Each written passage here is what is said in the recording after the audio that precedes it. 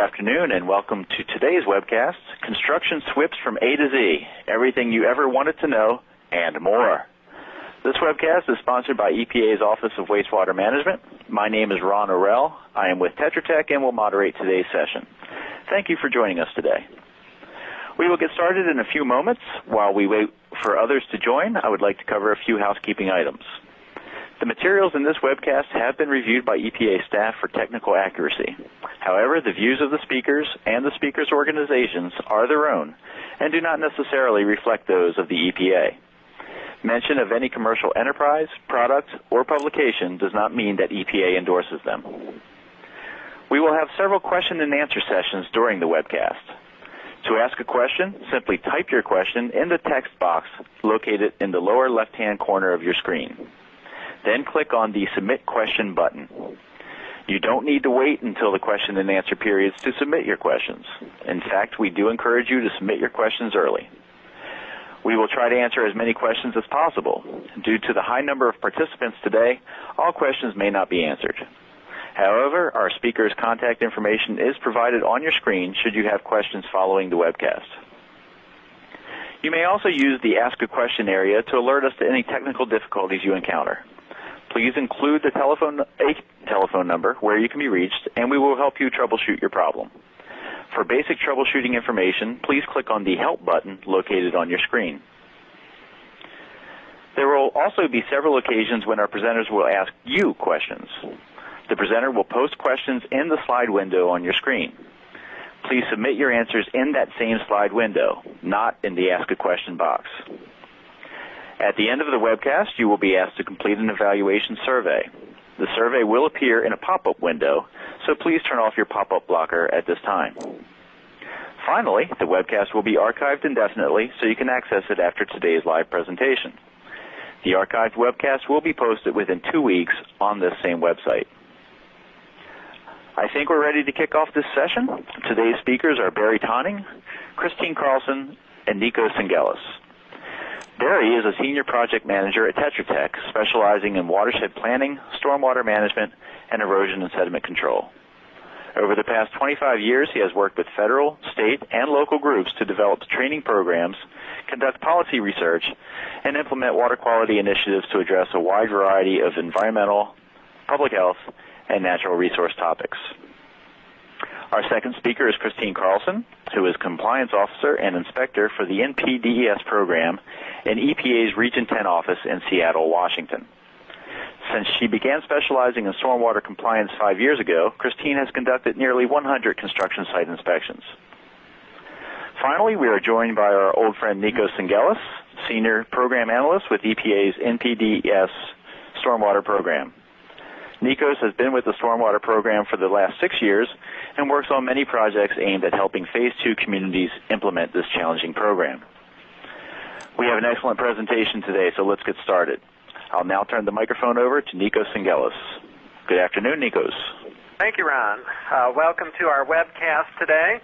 We're very happy to have such a large audience, and as we go through the webcast a little later, we'll give you an update as to how many people are actually online with us, but we expect a record-breaking crowd.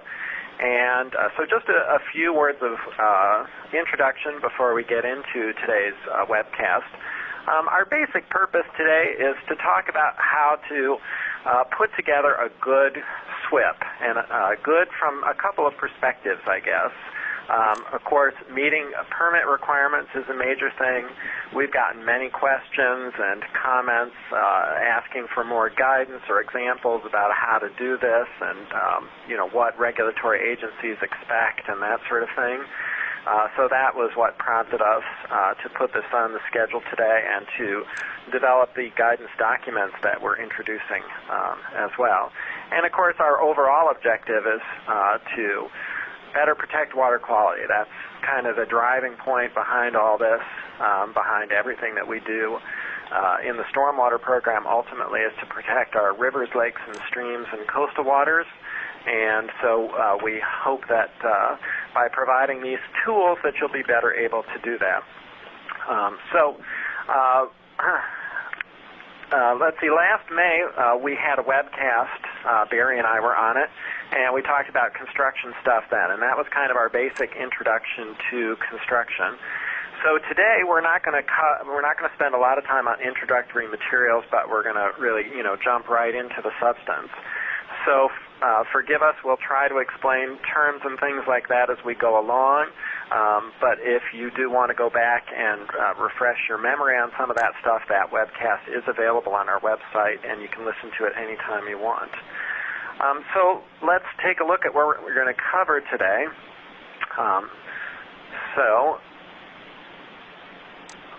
Let's see. The first thing, as I mentioned, we are going to introduce our new guidance document, which is up on our website now, called Developing Your Stormwater Pollution Prevention Plan, a guide for construction sites. And so we'll be going through some of the details of that and explaining some of what's in there, and also the forms and tools that we have developed to go with that. So our first section is going to be talking about going out and assessing the conditions on your site, what's going on it right now, and then what are you planning in your construction program. The second section, or second major section here that Barry will talk about, is selecting erosion and sediment control BMPs. And then we're also going to talk about the good housekeeping or pollution prevention measures that you need to take as well. And then we're going to move into inspections, maintenance, and record-keeping things. And then at the end, we're going to be joined by our guest speaker, Christine Carlson from Region 10 EPA in Seattle, who's going to present her kind of top 10 list, if you will, of problems that she finds on construction sites. And we hope that that will be useful to you to hear from an actual inspector and the kinds of things that they encounter. So having said that, let's move forward. One of the things that we want to just make sure that everybody understands is that we call it a stormwater pollution prevention plan. That's the name that EPA uses. But your state may use a different term. It might be called construction best practices plan, sediment and stormwater plan, et cetera, et cetera. Those are some of the examples out there. But they all are aimed at a similar purpose. They all have very similar elements to them. And so whatever they're called, that's what we're trying to address today.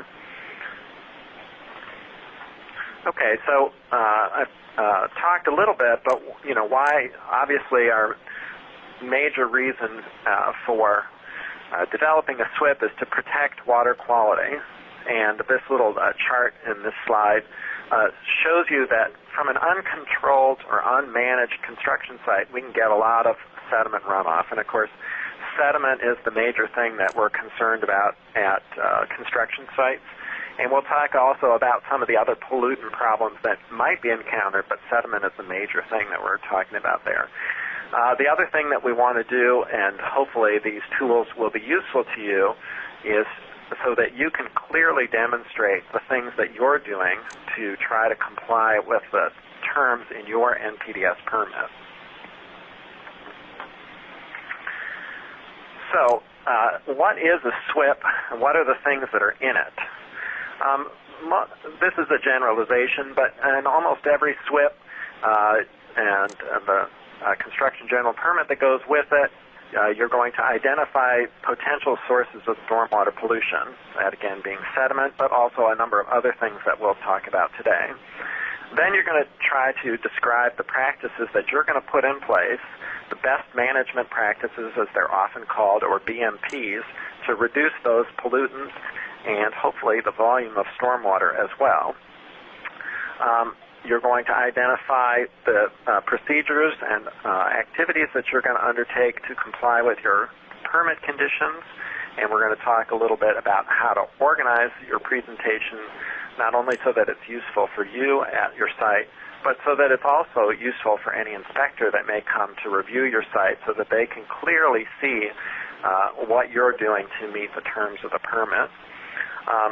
Also included are the descriptions of the site, the activities that you plan in your construction project, the phases of things on more complicated projects, It should also outline the roles and responsibilities of the contractors, the owner, the operator, the subcontractors, the parties that are all working on the site. Some of that might be simple, and some on more complicated, larger sites, you may have a number of different parties, so those roles and responsibilities need to be clearly defined. And finally, one of the key things is that things change at construction sites all the time. It's a dynamic process. You're going to be making different choices. Plans will get altered, time schedules, and that sort of stuff. You may find in your stormwater work that some BMPs are not working as well as others, so you might change those. And all those changes and things that are going on the site need to be reflected in the SWP. So we're going to be talking about marking that up and keeping it up to date and that sort of thing.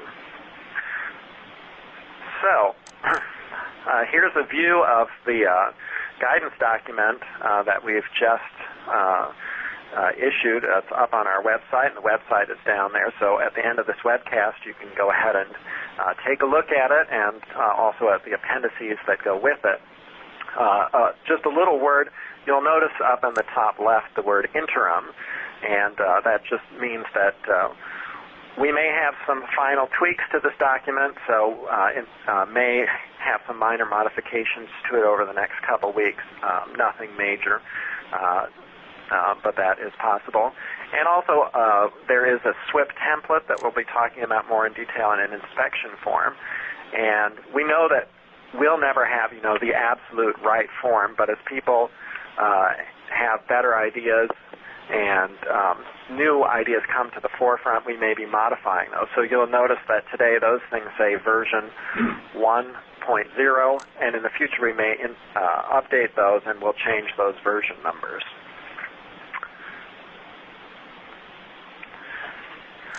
So it seems to me that, and just a little bit of a word of caution here.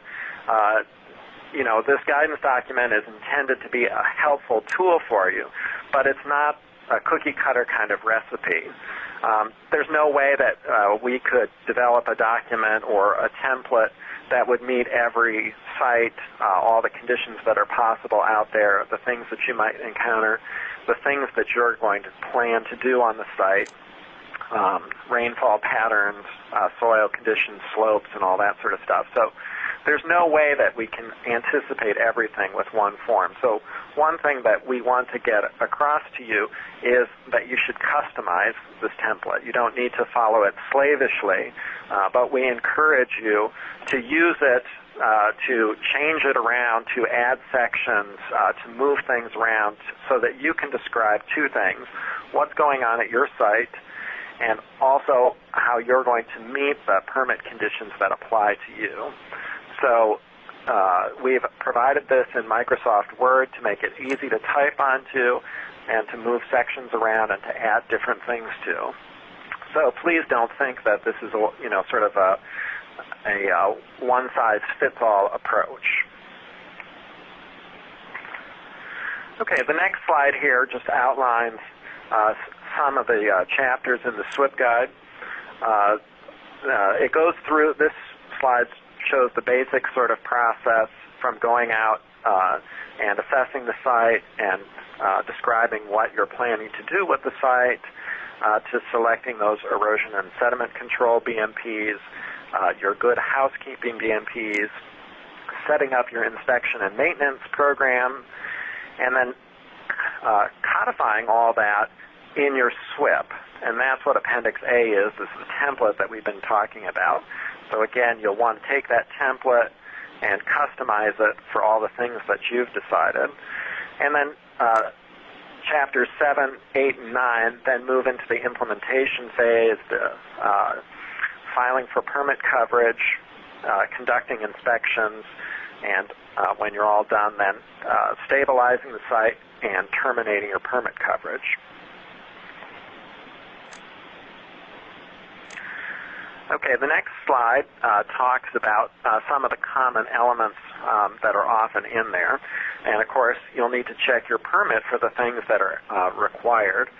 But they often have some kind of a cover page or a section that has all the people that are responsible, describes their roles on the site and that sort of thing. Site maps are often required, and those are an important thing to note where your stormwater BMPs are going to be, and what activities are going to take place at what part of the site, at what time, things like that. We'll talk more about that. Again, potential pollution sources, the BMPs that you're going to use to reduce those pollution sources, and then, of course, updates, all your records, and that sort of thing. So we have a poll question here. We're going to test this out so you get a sense of how to use these poll questions. So up on your screen, we just want to get a better sense of how many people are participating in today's webcast. So if you could take a second just to select one of the radio buttons there on the left. If you're alone by yourself, just select the Just Me, et cetera, and we want to get an idea of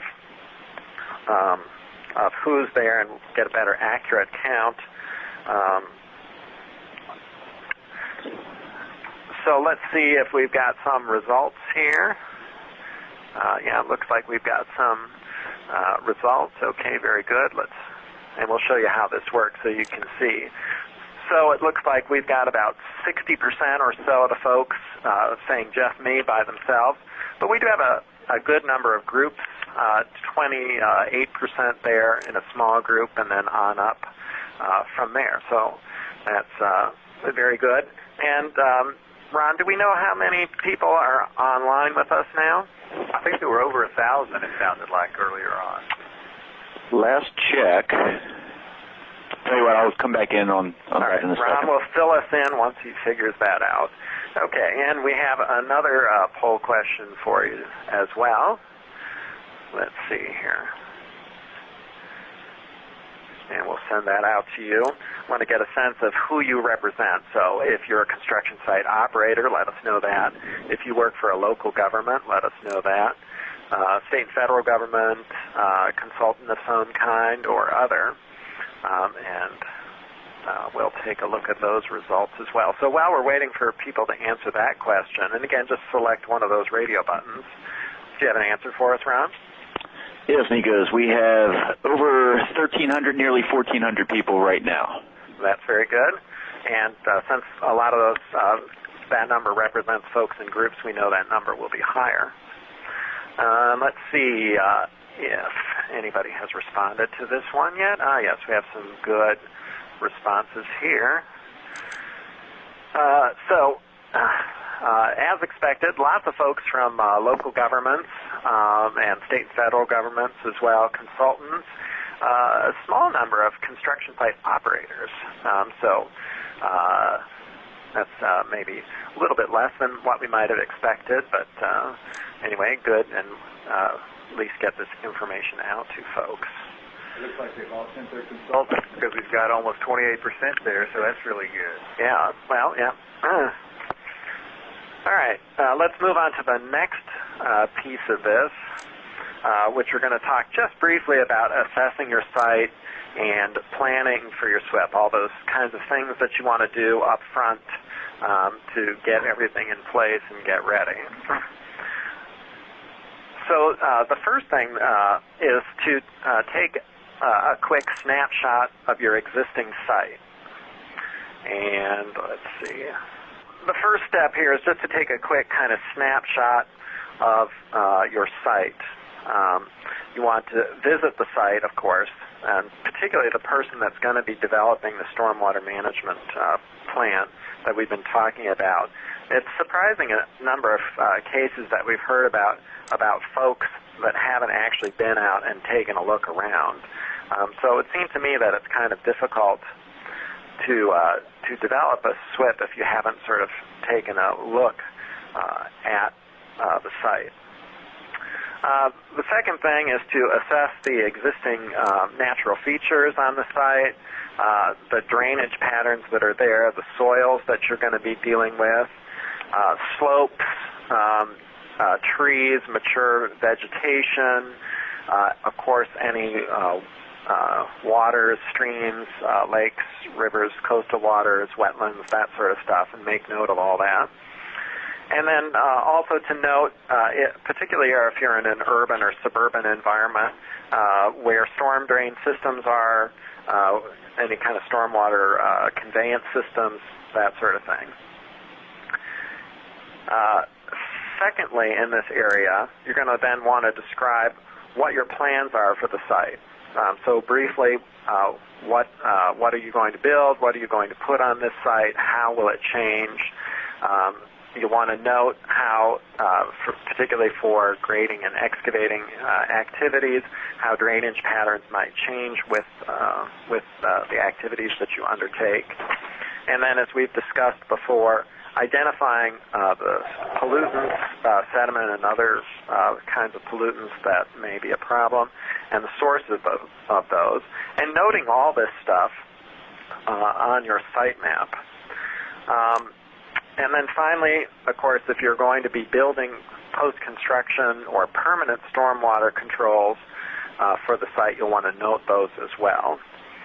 So the slide that you're looking at now is just a very rough drawing. It's not a site plan, not the detail that we're looking for, but just kind of a sketch to get you a sense of the different kinds of things that you'll want to think about in this sort of assessment phase.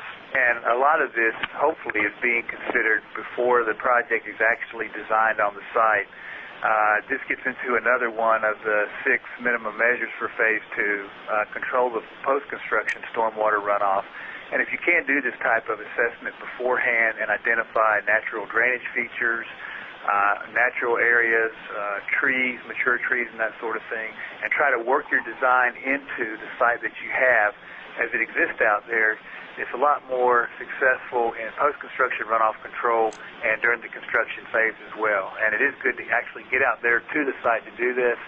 As my engineer buddy in Lexington, Kentucky says, when you roll those plans out on a desk, everything looks real flat. So it is good to get out there and see what's in the field. Yep, I think that's great advice. Let's move on to the next slide, Barry.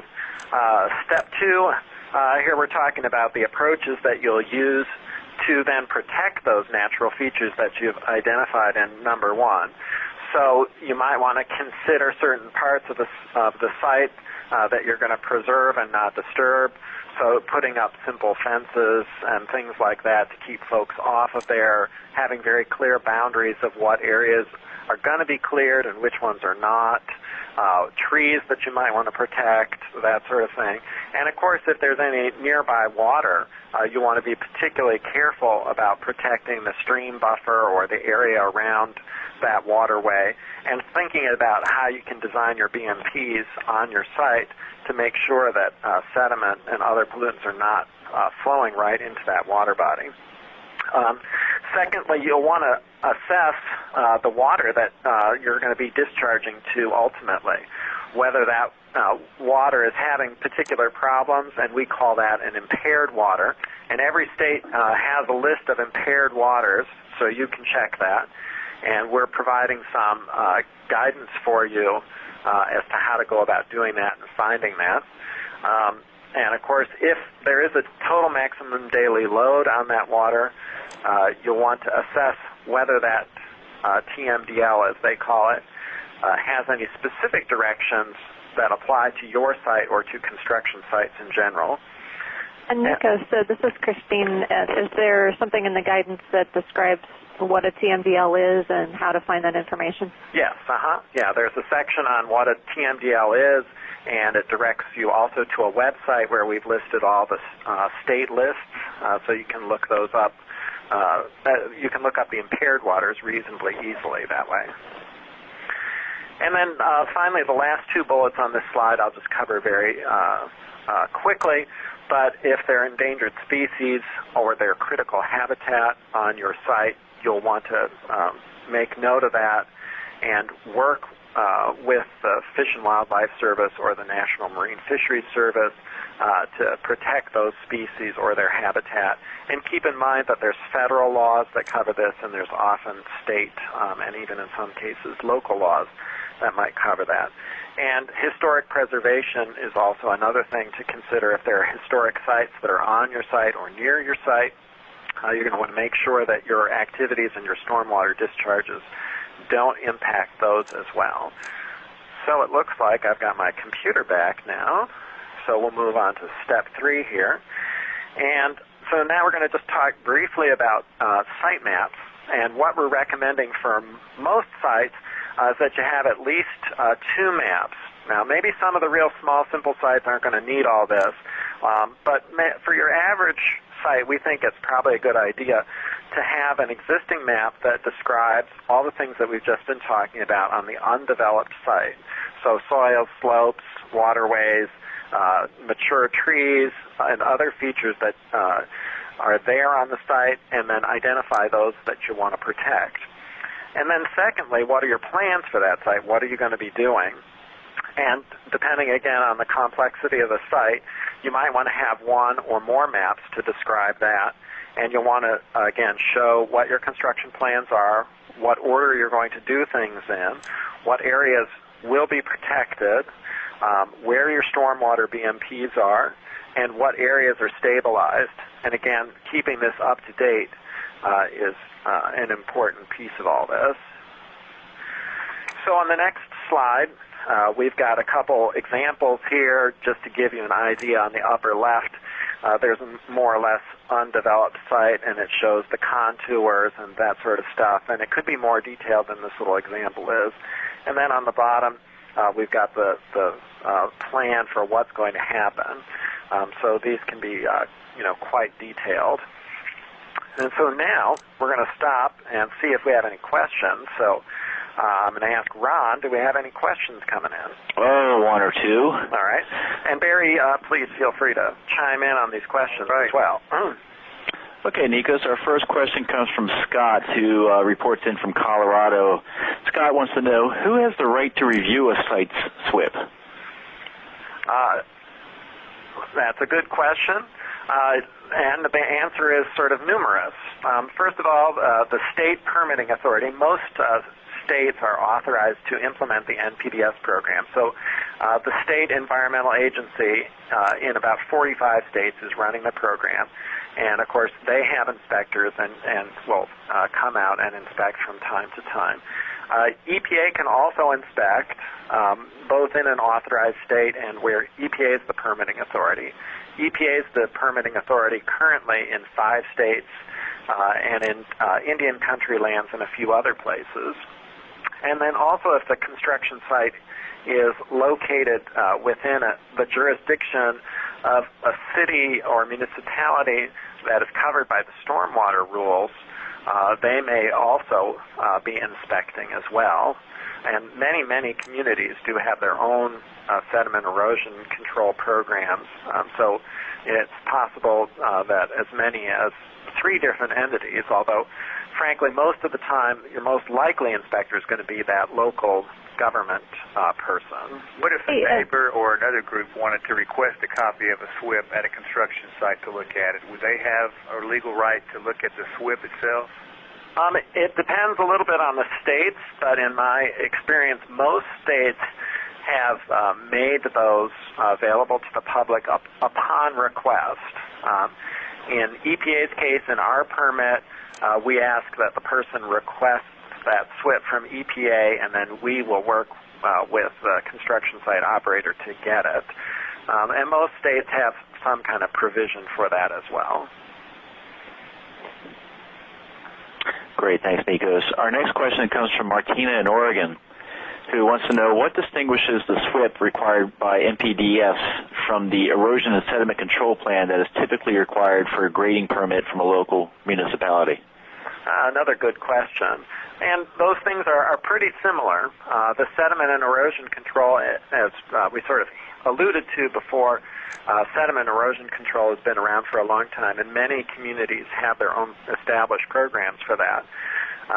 The difference between the two is that the Stormwater Pollution Prevention Plan adds a few other things, particularly the requirement to control other wastes at the site, so that it's not strictly just the silt fences and things like that, but it's also dealing with wastes on the site, hazardous chemicals, fertilizers, cleaning up the debris and things like that. Solid waste. Right. So it adds a few elements, but they do overlap quite a bit. Right. Let's see if we have another question. Yes, Lee. Let's do one more. And Nikos, you had mentioned that the document is not a one-size-fits-all approach.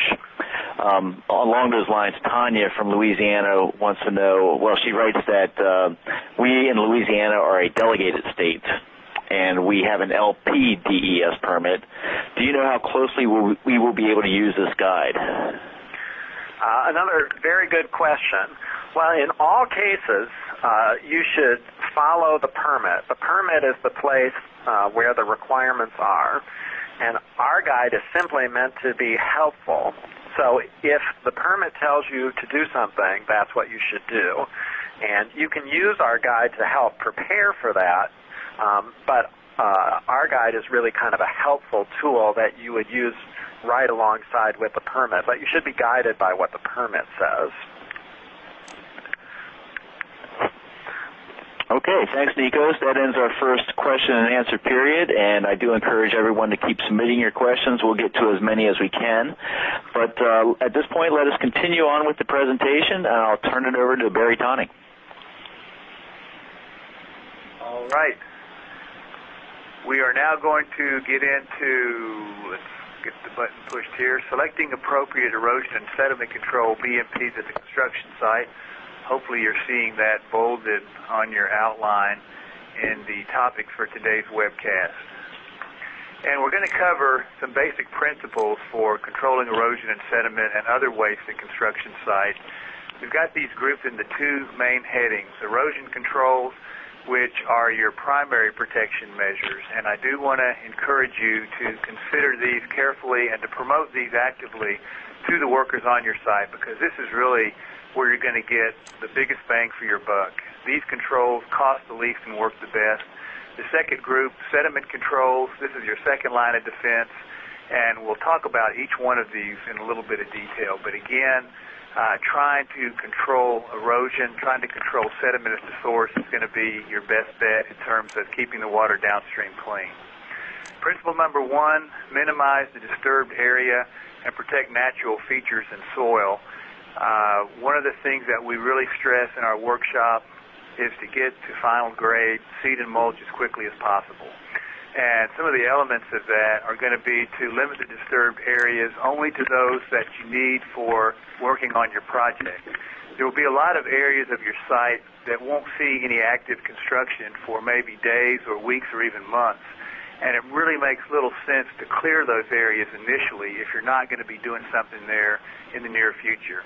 For example, if you have a 5 or 10 acre site and you're going to construct a building there, it might make more sense to come in and clear the area where the building construction is actually going to occur, and then to come in later and clear and grade the rest of the site and landscape it.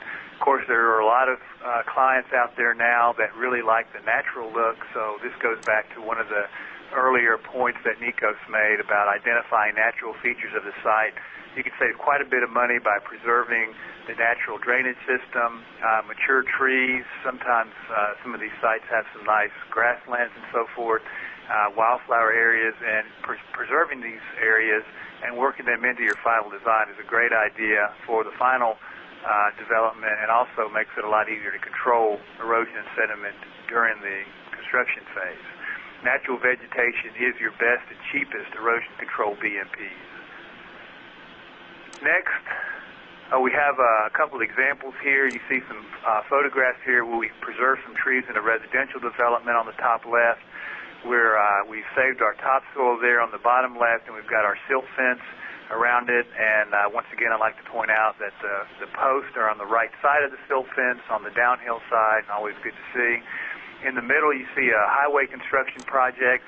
I know in some states they'll limit the total area that is allowed to be cleared at any one time during a highway project for this very reason, to try to minimize the amount of bare soil that's exposed to the elements. And then finally, you see another construction site where there's a tree preservation zone marked off. Our next principle is to phase the construction activity.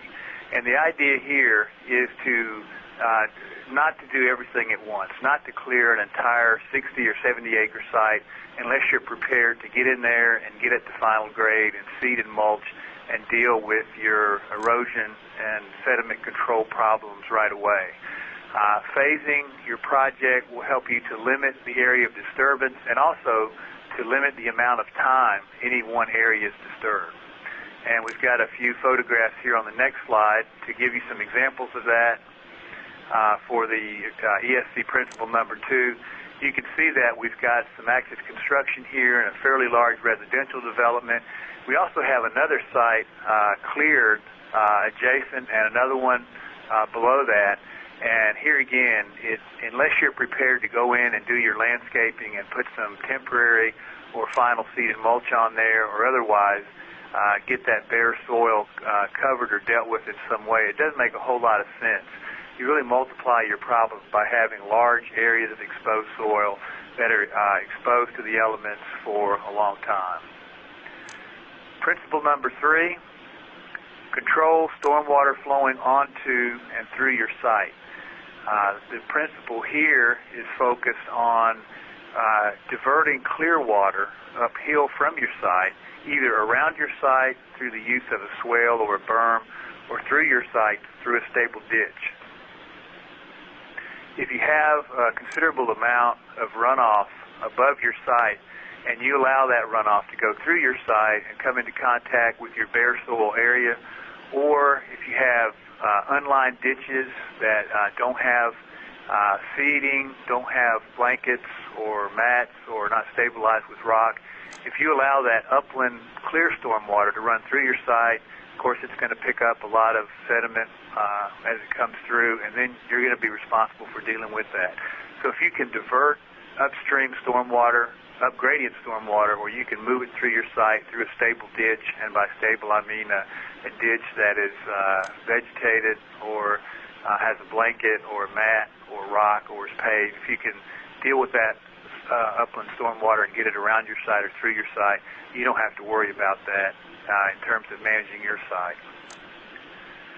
Principle number 4, stabilize soils promptly. And this is the key to the whole thing right here. I'll say it again. Get to final grade, seed and mulch. You need to cover these bare soil areas as quickly as you can. A lot of times we'll have construction site managers complain that they have a large site, they've got a lot of work going on, and they like to wait until the very end of their project to bring in the seeding contractor and put the straw down and stabilize the entire site.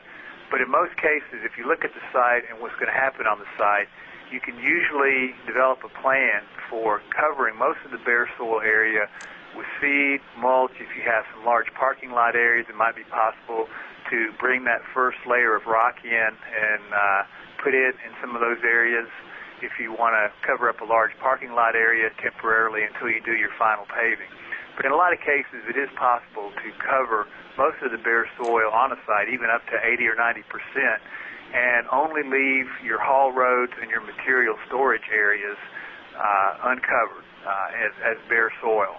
And we do encourage people to do that because the quicker you get that bare soil area covered up, and the more of it you get covered up, the less you need to worry about in terms of erosion and sediment control. For temporary cover BMPs, we're talking about seed, mulch, blankets and mats. They're a little bit more pricey, but they work very well. There are also a number of other products that incorporate soil binders that are very good for temporary cover and permanent cover. Some of the same items. Sodding is very effective, reduces erosion potential by nearly 100%. Stabilizing your ditches and your getting your buffer strips in above your ditches and channels. If you look at your fact sheet on your permit, your state permit, or if you're an EPA under the EPA program, you'll see that in most cases it's usually in there that you're required to stabilize bare soil areas that are not being actively worked if you're not planning to work on that area during the next week within 14 days.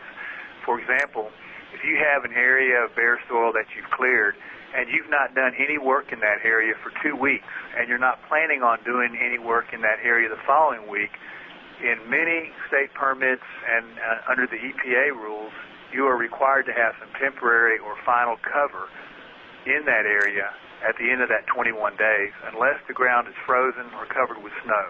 And again, I would encourage you to look at your state permit or the EPA language to see what's required in your particular area. But that's a very common requirement. Here's some photographs here. We've got some blown straw in the top photo and one of these liquid-based products, probably incorporating soil binder, a cellulose-type mulch. You can add fertilizer and lime to that, and of course your seed, and you can cover a site. Very effective and very cost-effective for large sites, especially if you have some long, steep slopes, and you've got a gun that can shoot the mixture up on the slope. You can cover a lot of area at a really good cost with some of those products. Of course, if you have small sites, hand seeding, scattering straw, tacking a net down over that so your straw doesn't blow away can work very well and is fairly inexpensive. And then, of course, sod, which is very effective in terms of controlling erosion at the site. Principle number 5, protect slopes. If you've got highly erodible soils and steep slopes that are really long, you really need to focus on those. And again, I would stress that as soon as you construct these slopes, whether it's a cut slope or a fill slope, the best seed bed you're ever going to have for the soil on that slope is right after that slope is built. If you can get out there as soon as that slope is constructed and get your seed down and your mulch, or if you're going to use blankets, I would encourage you to do that. And you can see some of the principles being applied there. On the top left, we've got some fiber rolls to break up that long slope and slow some of that runoff down and spread it around. Top right, you can see a plastic down drain pipe that's carrying some stormwater from the road surface down that sandy slope down to the lower part of that slope so it doesn't create a gully as it runs down through there. And then we've got a long roll of erosion control blanket there on the bottom left. And on the right, you have a silt fence at the bottom of the slope. And I want you to notice on that silt fence, it is installed on the contour. The ends are turned up a little bit, and the contractor has left some room upslope of that silt fence to do maintenance. He hasn't put that silt fence right at the base of that bare soil slope. If you don't have any maintenance room at the bottom of your silt fence, it's pretty difficult to go in there and remove some of the sediment. All right, Nikos, we've got a poll question. Yes, we have another poll question, and this is our fun poll question. We want to know what BMPs you rely on most often. And at least in this part of the country, we see lots and lots of silt fence. So that's the first answer. And if you feel like there's something else, I think Christine mentioned that hay bales were a big thing in her part of the country. But if there's sort of one that you rely on, you can choose that. Silt fence and inlet protection, et cetera, et cetera. So we've got a number of different choices. You don't have to be very exact here. And hopefully they're taking those hay bales and breaking them up and scattering the hay or straw. Absolutely, Barry, absolutely. Hay bales are those things that are compacted so tight nowadays with the equipment that we have that they're like a solid block of wood. You're not going to get any infiltration through there. They don't work very well for sediment barriers, and they don't work very well for ditch checks. Absolutely, yeah. Actually, we have a fact sheet on the hay bales on the menu of BMPs, and it basically recommends that you try something else because it's not a very good technology. But let's see what people have to say here and what kind of answers we've gotten. Okay. Now, first of all, folks are not being necessarily too honest here because there's only 12% that silt fence and lots of silt fence. So we have some people, I think, that are trying to brown nose a little bit. And let me remind you that, actually, yeah, but Christine doesn't. So you can answer these poll questions correctly, and Christine's not going to come out and get you. But we see about 23% or so saying silt fence and inlet protection is a very common combination. And then look down at the bottom, the people that use everything. Okay, I think maybe we're exaggerating a little bit here, but actually this poll question is meant to make the point that no one BMP is going to be effective. BMPs in combination are the thing that you want to do. So, and of course, we know they're all using lots of seed and mulch. So that's not on there. We know they're all using that anyway. Yeah, absolutely. So, and of course, you want to have a combination, as Barry was just talking about the erosion control BMPs and the sediment ones. And we make the point in the guidance document that erosion control is your number one choice, and sediment control, like silt fences, are your kind of backup plan. All right, and we are going to get into those sediment control principles here on these last 5. Protect storm drain inlets. If you're working in an area that has hard infrastructure, curbs, inlets, concrete culverts, and so forth, you want to keep that dirt out of the street, and you want to protect those inlets because those storm drain inlets invariably go to a ditch that leads to a stream or a lake or a coastal water. In some cases, if you're in an inner city and you've got a construction project there, there's a chance that that may actually go to a wastewater treatment plant if you have a combined sewer. At any rate, you want to keep sediment out of there. The idea is to, first of all, keep it out of the paved road to begin with. And, of course, even before that, you could say that you might look at some of the low-impact development design principles and not even use curbs and inlets, but to crown your road up and use vegetated swales instead. You can save quite a bit of money in the development by eliminating concrete curbs and concrete pipes and hard stormwater conveyance systems. But these do need to be installed if you have them and maintained throughout the construction project and removed when you're done. Principle number 7, establish perimeter controls.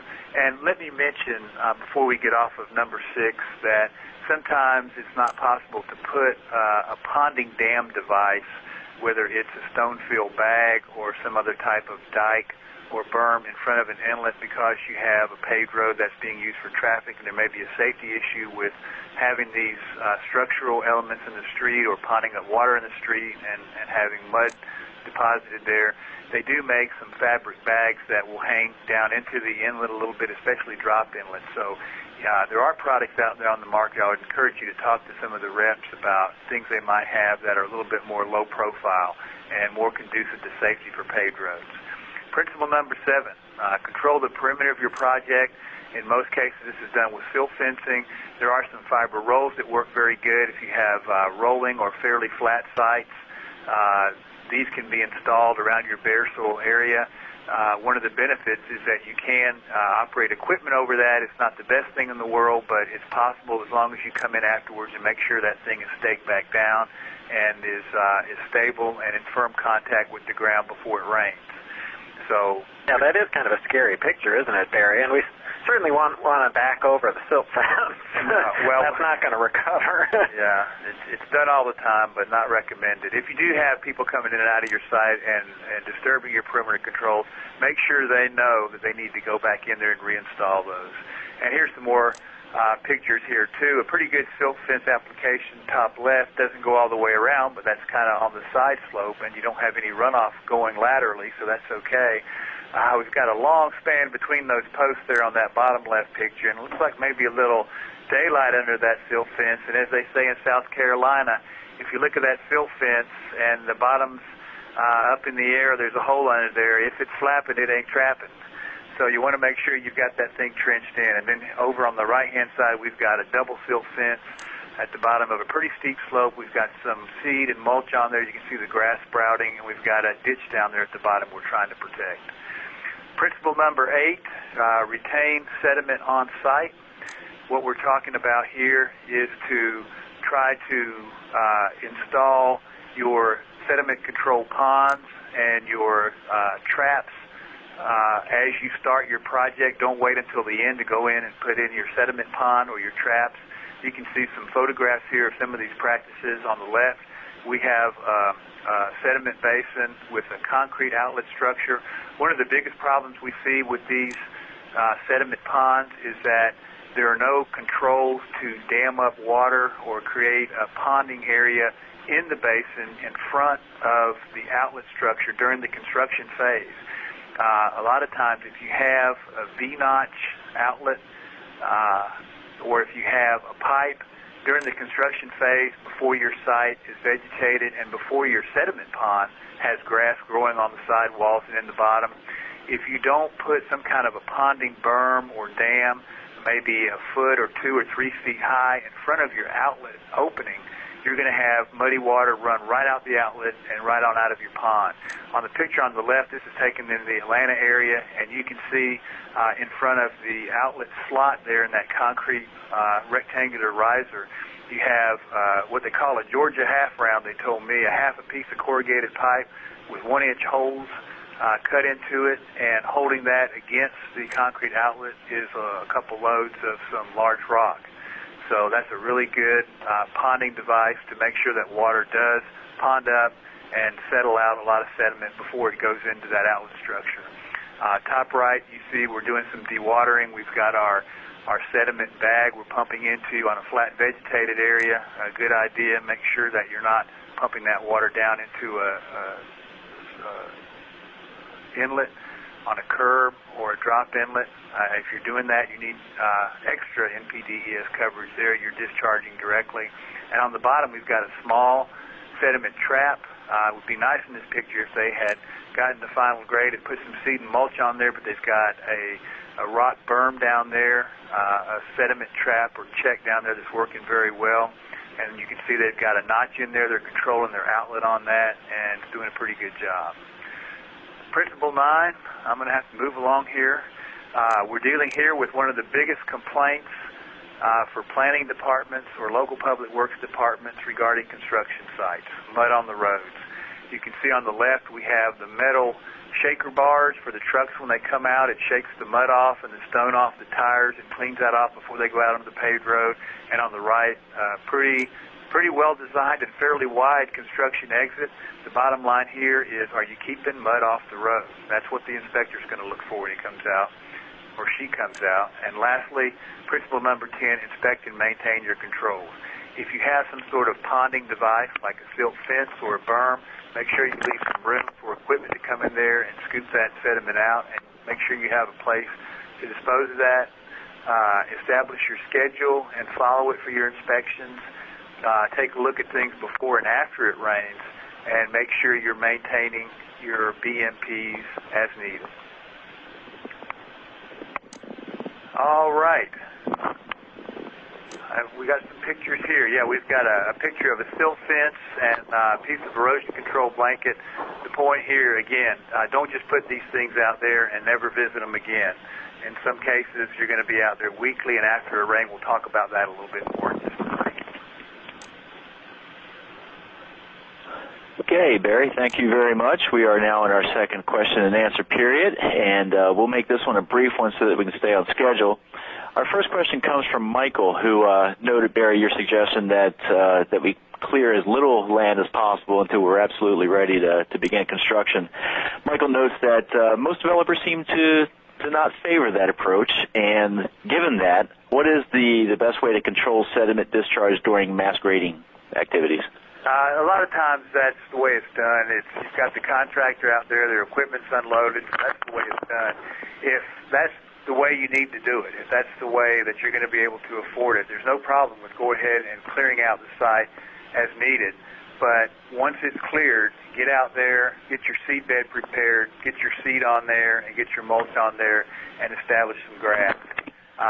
Just 50% grass cover on a site can reduce erosion by 75 or 80%.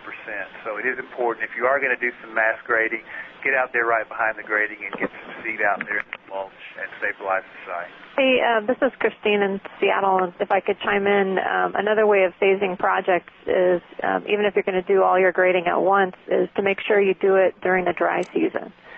So, yeah, if you're going to do it all at once, just try to do it during a short period of time when you know there is not going to be a lot of rainfall. And, of course, you can't control the weather, so there might still be rain, but at least you're reducing your chances of having a problem. Great. Thanks, Christine, for adding to that. One quick question from Rose. Not sure where Rose is dialing in from, but she wants to know, are SWPPs ever required for sites less than 1 acre in size? That would be, yes, in a couple of cases that is possible. First of all, and we haven't gone into that definition today, but there is a definition in the regulations that calls for smaller sites that are part of a larger common plan of development. So, for instance, if you have a 4 or 5 acre site that then is going to be subdivided into smaller pieces, all of those sites would generally need permit coverage. Even if they're half acre? Even if they're a half acre, because they're part of that larger site that's being developed more or less at the same time.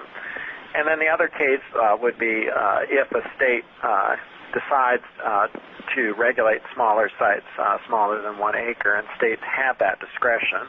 Off the top of my head, I'm not sure of anyone that has particularly done that, but that is possible. And, of course, again, then depending on local requirements as well. Right. It's very common for local governments to control grading through issuance of a grading permit for a half acre or quarter acre. Okay, thank you.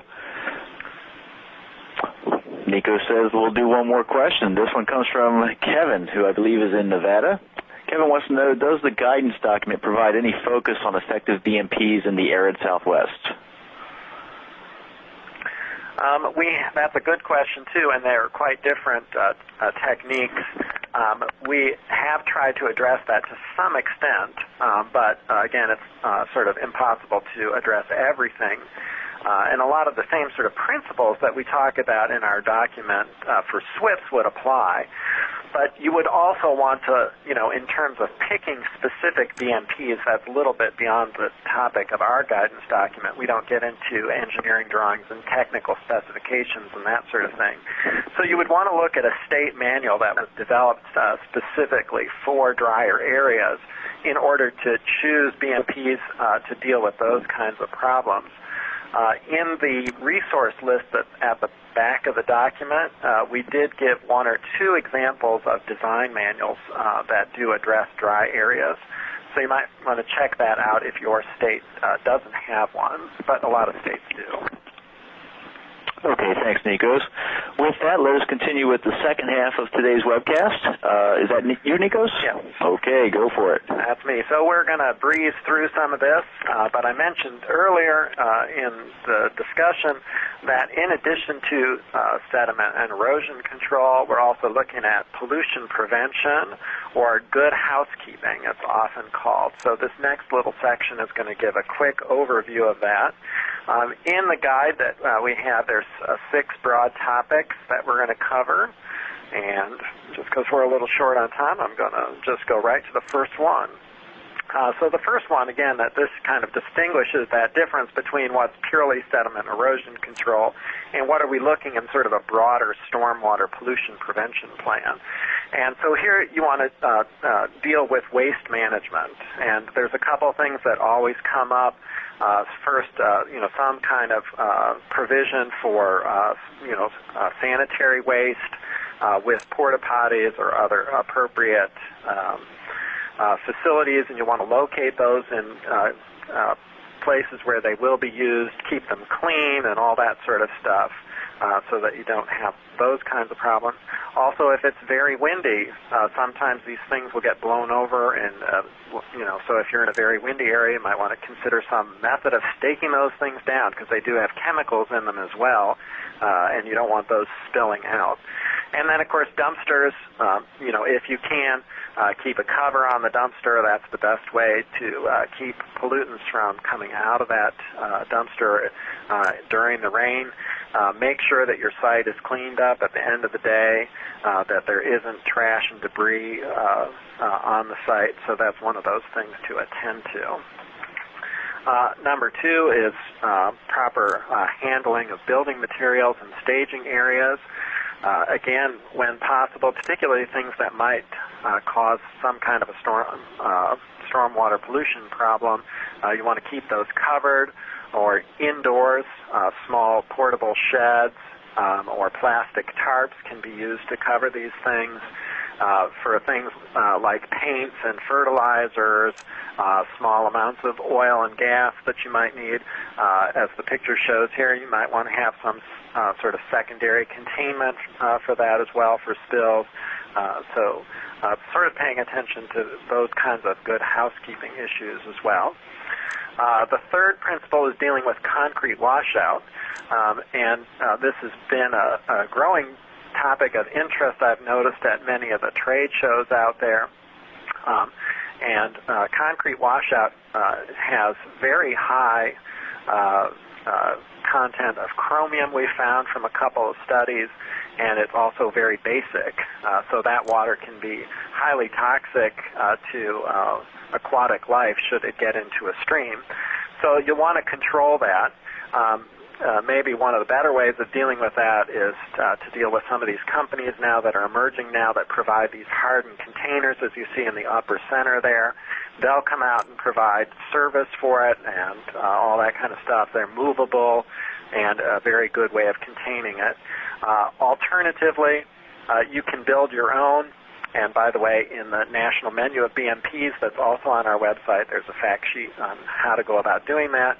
You want to be particularly careful, though, to maintain it to make sure that it doesn't get overly full or that the plastic lining breaks and this water is seeping into the ground or off the site.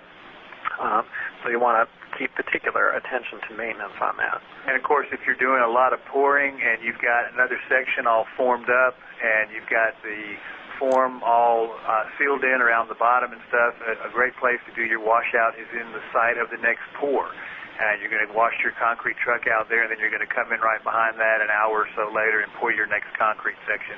As long as you can control that area and you're not having any of your washout leave that area, that's a great place to do it. So there's more information on how to do this, as I said, in our fact sheet on the national menu at BMPs, so we won't spend a lot of time there. So we have another poll question for you, and we're curious, for those of you particularly who are construction site operators, how often do you update your SWP? Do you do it once a week, once a month, as conditions and BMPs change at the construction site, before a state or EPA inspector shows up? Yes, I know there's not going to be many that are going to admit to that. Or I didn't know it should be updated until I heard about it just now. So take a second to select one of those. Tell me again, because what does that mean, SWP? SWP, Stormwater Pollution Prevention. Yeah. So we've got some results, so let's see how honest people are being here. So, hey, let's start at the bottom. I didn't know it should be updated. Well, we've got 12% out there that are at least saying that, but yes, it should be updated and updated frequently. Actually, in most cases, what you should be doing is the 70% line there that says, as condition and BMPs change at the construction site. That is the right answer. So lots of people passed this test. And a few being very honest, which we also give you brownie points for that. Yeah. All right, and we're going to move on to the next slide here. See if I can get it to. Here we go. All right, so number 4 here is establishing good equipment fueling and maintenance procedures. And here you're going to want to take sort of a critical eye on a couple things. One suggestion that I would have is for your vehicles that are street vehicles, like pickup trucks and things like that, when you can, fuel those things and maintain them off-site in controlled locations. That's your best option. But, of course, you are going to have some vehicles, bulldozers and loaders and that sort of thing, that are not street vehicles. So you may end up having to do some fueling on site. And so you want to do that in a controlled way or in a covered area if possible. But you're going to want to make sure that you have a spill kit handy should you have a spill and that people know what to do about it. You may consider doing this if you have the opportunity on a hard area and provide some kind of temporary secondary containment should there be a spill. There are different options for handling that. And, of course, lastly, with maintenance, wherever possible, if you can do it off-site, that's your best option. If you have to do it on-site, make sure that you've got, the appropriate materials to catch anything that might drip or leak while you're doing that maintenance. And here we've got a couple examples. The left, we have a portable generator, and you can see that this thing has some temporary containment around it should it happen to have a leak. And on the right, a fuel storage, again with some secondary containment built around it just in case there is a leak. So those are good things to do. There are a lot of tanks out there sold now with the secondary containment metal box around the tank, which are highly recommended. Absolutely. And principle number 5 here is regarding equipment washing. And again, for those vehicles that are street able, you might want to consider washing those off-site, especially if, but also keep in mind you don't want to track sediment off the site as well.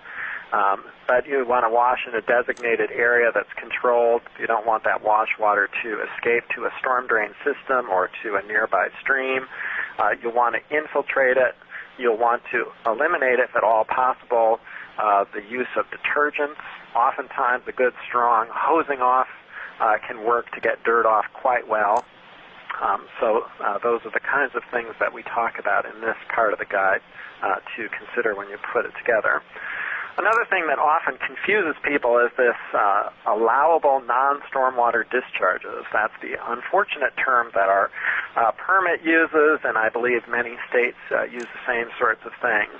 And these things are not composed of stormwater, for instance, fire hydrant flushings or the wash waters that we've been talking about, or if you have to wash pavements or outside of a building or something like that. These obviously are sources that are not stormwater, and they are allowed to be discharged if they're uncontaminated. But our permit goes on to say that wherever possible, you should seek to use BMPs that eliminate these discharges, so get them to infiltrate into the ground. And if you absolutely can't, then use the BMPs to make sure that they don't pick up contaminants as they move along. So, for instance, a very easy one is the air conditioning and compressor condensate. That wouldn't be contaminated. And if you can route that in some way to infiltrate it into the ground, that's your best option. So there's some discussion in the guide about that. And this is one of those areas, too, that you'll particularly want to check and see what your permit allows and doesn't allow, because those do vary from state to state. This next picture shows one thing that you don't want to do, which Barry alluded to before in the dewatering area, is that you don't want to route dirty water to a storm drain. In many jurisdictions, that would be considered an illicit discharge and something that you definitely don't want to do. Now, if this water is uncontaminated, for instance, as we mentioned, that air conditioning condensate, you could do this, although it would be better to infiltrate it wherever possible. And lastly, spill prevention. Most states that I know about, their stormwater permits require some kind of a spill prevention and response plan to be integrated to your stormwater pollution prevention plan. So, as we talked about before, the proper storage of chemicals and liquids, noting those on your SWP, particularly on your map, understanding and educating your employees as to who to notify should there be a SWP, perhaps having a contact on site who's the lead for dealing with that, and of course having spill kit or spill kits as needed around the site and people that know how to use those and what they are. A lot of times people might see this box, as this picture is showing you, and not know what's inside, so it's a good opportunity for education of the folks on your site. So it looks like we've got another time for questions here, Ron, and I tried to go fast through that so we'd have a little extra time. So let's see. We got any more questions?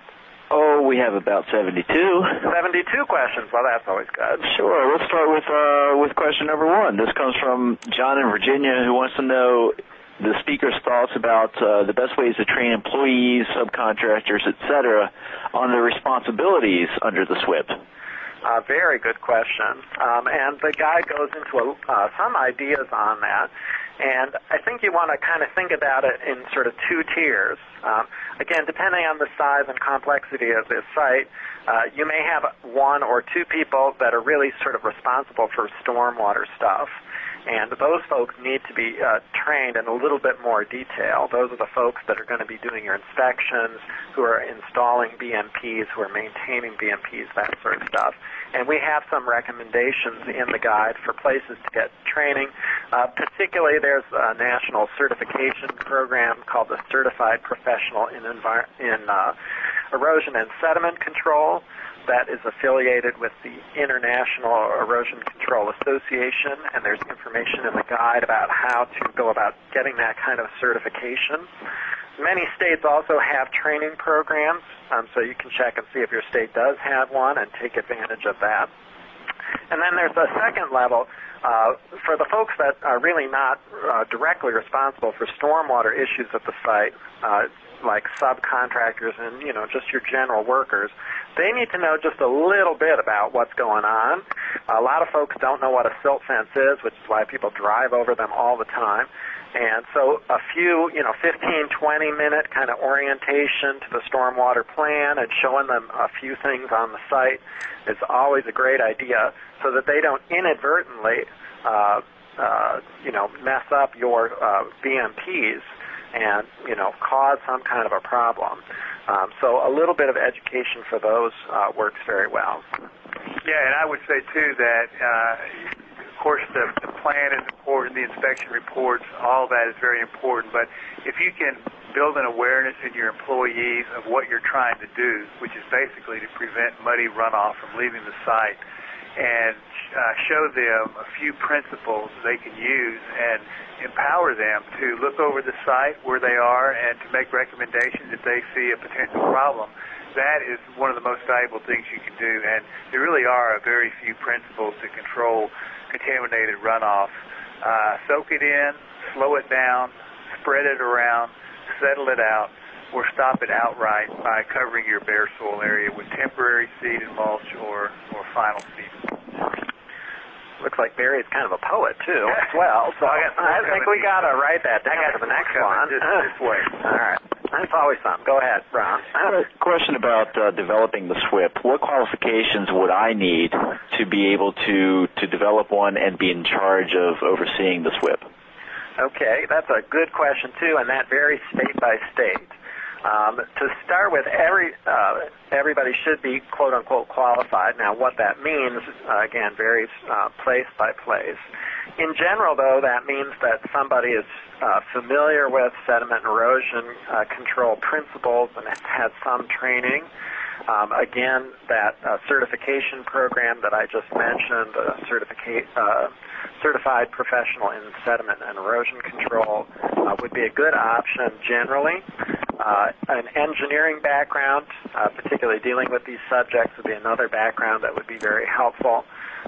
Now, some states have very specific requirements and training that must be completed before that person can do inspections and sign reports and that sort of stuff. So, again, check your state specifically. Right. Sometimes you'll see landscape architects authorized to prepare plans. Some states haven't defined it yet. Yeah. Let's do one more question. This one comes from Louisiana, and the question is, once a SWP and a building plan have been approved, who is responsible for monitoring the plan and ensuring that unexpected occurrences are properly remedied? Ultimately, that responsibility falls to the person who is designated as the operator at the site. And that can be, in EPA's definition, that's the person or persons, because we can have multiple operators, who either have control over the plans and specifications and what's happening, or the person that has control over daily operations at the site. Usually the permittee, either one of them. Right, or both in the case of EPA, exactly. And so that person or those persons are the people that are ultimately responsible for that. Great, thanks. Shall we continue on with the presentation? I think Ron's in a hurry, so I think we're going to jump to the next section, and then hopefully we'll have lots of time at the end for questions. So we have another poll question here. This one is to help set Christine up as she comes in just a few minutes. But how often do you conduct your self-inspections at your site? So we have a bunch of choices here.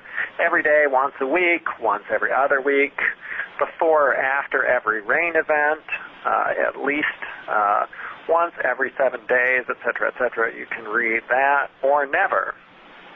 So again, select the option there that most fits what you do or what you know happens out there. And again, Christine is not going to be provided with the names and addresses of the folks that say never at the bottom. We will keep that private from her. Let's see what's going on here. I will show you what the results are. Okay. Hey, and again, the most common answer there, 39%, at least once every 7 days or 14 days and within 24 hours of a half-inch rain event.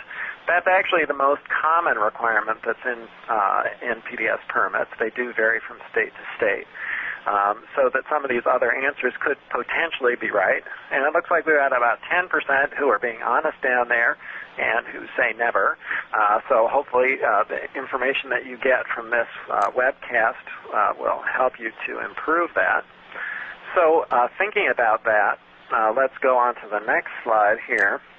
And in this section, we're going to be talking about inspections and maintenance. And I'm just going to kind of tee this up, and then Barry's going to jump in here. But one of the things that we've been looking at is that most of these construction general permits describe these inspection requirements, which I would call minimal.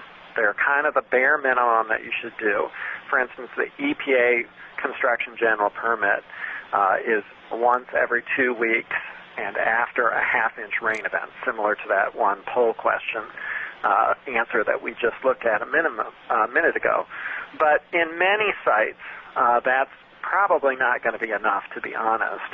And so depending, again, on the conditions at your site, the complexity of it, the size of it, the amount of activity that's going on, what we're suggesting is that you come up with a customized inspection plan that really fits your conditions and your permit requirements, of course, as well. So things that you'll want to consider are formal inspections, but you might want to add some informal inspections. For instance, the minimum requirements need to be documented and would be considered those formal inspections. But there's nothing from stopping you from taking a quick look around the site, and calling that informal inspection. And you don't have to necessarily write it up unless, of course, you find something. And if you do find a problem, you should always document that and then document the action that you took to correct that problem. You may want to do some spot inspections. For instance, you may have some problem areas where there's a lot of activity, say at the construction site entrance. You may want to just inspect those every day. You may want to look at the trash area and make sure that it's cleaned up every day, those kinds of things. Another thing to consider is doing inspections before, during, or after rain events. The best way to find out if your BMPs are actually working is to look at them while it's raining. And it's very easy to see whether sediment is coming out or not, and then you can quickly evaluate that and decide whether it needs to be maintained, whether it needs to be fixed, or whether you need to add another BMP. So those are all things that you might want to think about. So our guidance document recommends that you consider going beyond those quote-unquote minimums that are in most construction general permits and develop a plan that's really going to meet your site and do the best job for you. So, Barry, you want to pick it up from there? All right, we'll move right along. Hopefully the site inspection slide is appearing on your screen now. We're going to spend just a little bit of time here talking about the actual inspection. There's a lot more information about this available in the guide and on some of the other archive presentations. But basically what you're going to do is target the areas or area that you're going to inspect and plan your inspection. A lot of people like to go first to the down gradient areas of the site and look at the places where stormwater is leaving the site, look at those discharge points, whether they're ditches or whether you have sheet runoff, and look at areas downstream from there to see if there are any impacts, and then kind of move up the hill and look at other places around the site. Check your perimeter controls, make sure they're in place and they're being maintained. As sediment builds up, it needs to be removed. Ensure that the BMPs in the SWP are actually installed and maintained. And this sort of brings to mind the old Yogi Berra quote about theory and practice. Yogi said, in theory, there is no difference between theory and practice, but in practice there is. And hopefully your BMP plan and the BMPs that you see out on your site will actually be fairly much one and the same. Some folks like to number their BMPs on their stormwater pollution prevention plan, and as they go out and inspect those BMPs in the field, they can correlate those BMPs with the numbers on their inspection form. So you do want to make sure that the BMPs that are on the plan are actually out there at the site. That's one of the things an inspector is going to look for from a public agency. Assess your disturbed areas that aren't currently being worked. And again, if you have areas that have been bare for 2 weeks and you're not going to work there the following week, you need to consider some temporary cover or some other way to address that. And ensure that the areas under final stabilization are not being disturbed. One of the most frustrating things is to have a part of your site with final seeding and mulch, and then have some of your material suppliers driving their trucks through there and tearing up the countryside. So that's something that you need to check out. Okay, let's see here if I can get my next slide up.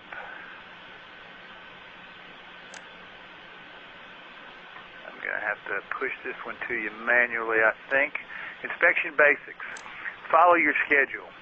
Your minimum requirements will be outlined in your permit. Evaluate your inspection schedule and update as needed. If you're going through a heavy rainy period, as Nico said, you may want to get out there a little more often. Many times when an inspector from a state or federal agency comes out to your site, the first thing that they'll do is come to your office or visit you at your vehicle when you meet them at the site and ask to see your permit, which in most cases is a copy of your notice of intent. They'll want to see your stormwater pollution prevention plan, any subcontractor certifications you've had signed by others working at the site, an excavation contractor, someone, for example, your inspection reports and other permits. For example, if you're working in a stream or other water body that's regulated by the Corps of Engineers and you're putting culverts in there, you're driving equipment through there, they may want to see a copy of your 404 permit. So the paperwork file check is often one of the first things that an inspector will look at. You want to make sure you have all those things on hand or can produce them easily. Next, your schedule. Nico's mentioned this. I won't spend a lot of time on this, but informal spot inspections are great. Training the people on your site to look for problems and report them immediately is also a really good idea. You don't necessarily need to document this unless you find a problem and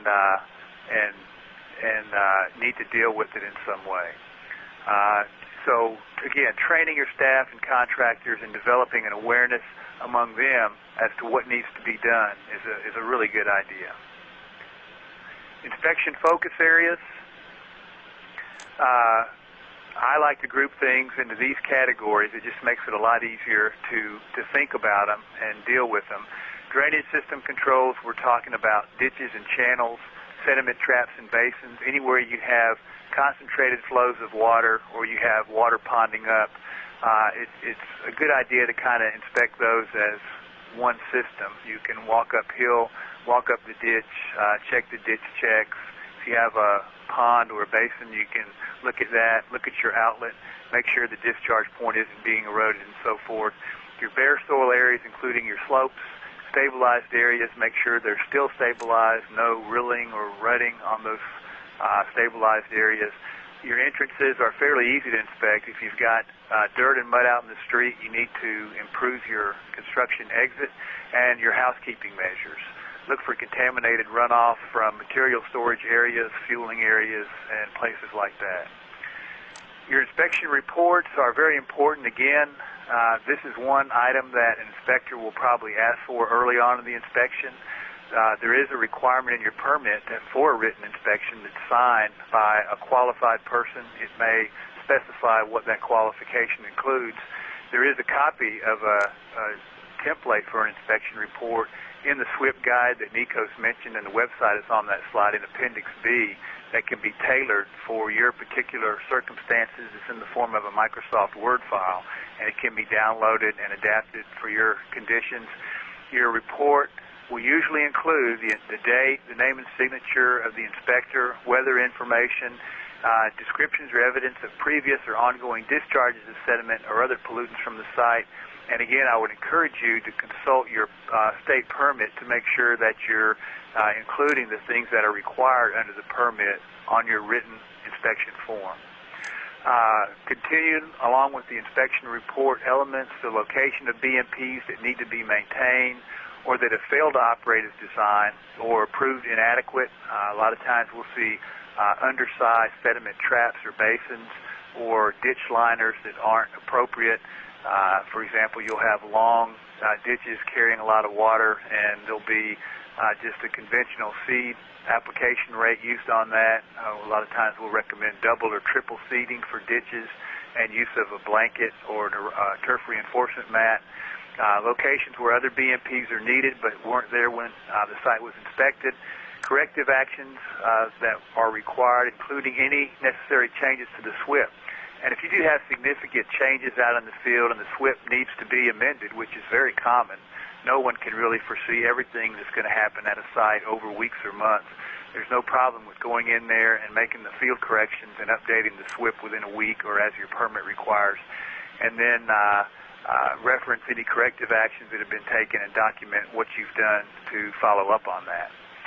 The next slide here, we've got an example of a few inspection forms that are in use around the country in different places. The one on the upper left, I believe, is the template from the EPA's SWP guide or inspection guide. And again, that's a Microsoft Word file. It can be customized and adapted. It's on the website. It can be downloaded. And again, it's a good idea to number the BMPs on your SWP, on your plan. And then as you go around and do your inspections, you can cross-reference those BMPs on your inspection report with the numbers on the plan. All right. I think we're ready for, we have time for questions, or do we want to next section? Why don't we take one or two quick questions right now, and then we'll give Christine lots of time, and then we'll have plenty of time at the end for 5 or 10 questions then. So, Ron, do we have one or two quick ones that we can address right now? Well, we'll see how quick they are. All right. Let's go with Jeff in New York, and I think, Barry, this is probably geared at you, and Nikos, you may have some things to add. Jeff wants to know, is it okay to train volunteers to assist with construction site inspections?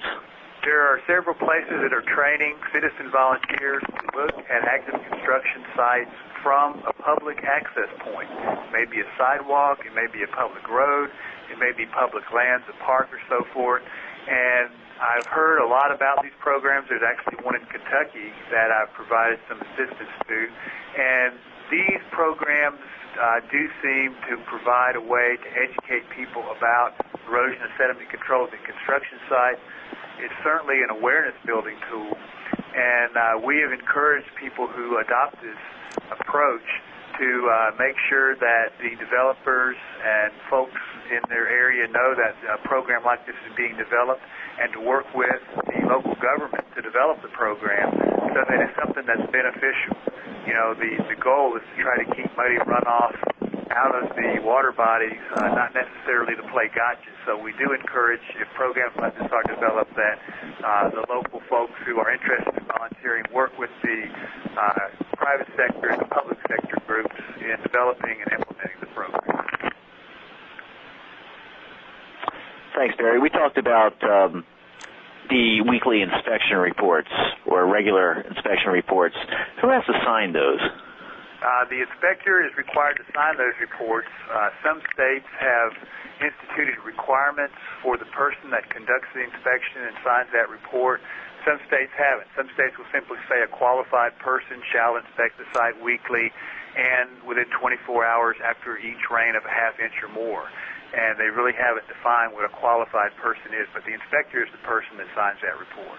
Let me, go ahead, Christine. You were probably about to say the same thing, Nika. Sure, but you take a shot at that and clarify a little bit, because it's different in different places. But Christine, go ahead and explain it. Right. Well, my experience is mostly under the National Construction General Permit, and under that permit, the person who signs the reports is either the authorized official, which is, the head of the company or a local official high up, or it's a duly authorized representative of that official. And you could be a duly authorized representative if you have enough authority over environmental matters or over the site, as described in the Construction General Permit Appendix G, if you are under that national permit. And you just have to document who the duly authorized representative is and make sure that documentation is kept in the SWP. Absolutely, yeah. And again, this is one of those areas that does vary from state to state, and so you want to be careful to set that up correctly. I think many states use that duly authorized kind of provision, and so that person needs to be identified in the SWP, and then they can sign the inspection reports. But again, clearly check with your state construction general permit. Folks, Gary from Missouri wants to know, do very many states require certified SWP inspectors? I would say there are, and Christine or Barry add to this, I know of some. I don't know whether it's many, though. Yeah, I don't really have a handle on that. I've not seen figures across the states for what I don't know if requirements are. I've never seen kind of a rack-up of that, but there are quite a number of states that do require that. Also, I should mention there is a group now that's putting together a specific training and certification program for inspectors, and they're just starting to set that up. And if you want to know more about that, you can send me an email, and I can send you some more information on that program as well. Why don't we move to Christine and give her some time to do her thing, and then we'll have a good chunk of time at the end, I think, to answer more questions. So, Christine, you want to take it away? I would be glad to. I'm going to talk about the top 10 compliance problems at construction sites. This is very hard for me because there are so many ways of violating the permit that it's hard to choose a top 10. There are a lot of requirements, and I do see a lot of issues out there, but overall, these are the top 10, and what I hear from operators a lot is that during my inspection, their eyes are really opened as to how the construction permit should be implemented, and so hopefully this overview provides you some of that perspective without the stress of an EPA inspection. So, starting with the number one, and these are in no particular order, too much soil exposed at one time. Barry spent a lot of time during his presentation emphasizing stabilization, or in other words, erosion control, and I agree with that assessment. It's best to prevent the source of the problem in the first place, because it's hard to play catch-up once erosion problems have developed. It's a particular problem on a large site, are those with steep slopes, especially if they're near a water body, and if there are highly erodible soils on the site. Sometimes you just are not going to be able to control erosion if you have too big an area. So it's really important. Also, when fine particles become mobilized by erosion, then sediment controls won't necessarily capture them. And you're still going to have water quality problems regardless of how many silt fences or sediment basins you have on the site. And as I said earlier, you might want to try to do your work during the dry season and just eliminate water erosion as a problem. So the next slide is a picture of a site where they're trying to do phasing of construction. In the foreground is an area that has been recently graded and will soon be stabilized. And in the background, you might be able to see to the left a greenish area that's been hydroseeded, and the area to the right of that has been tracked and seeded with another mixture.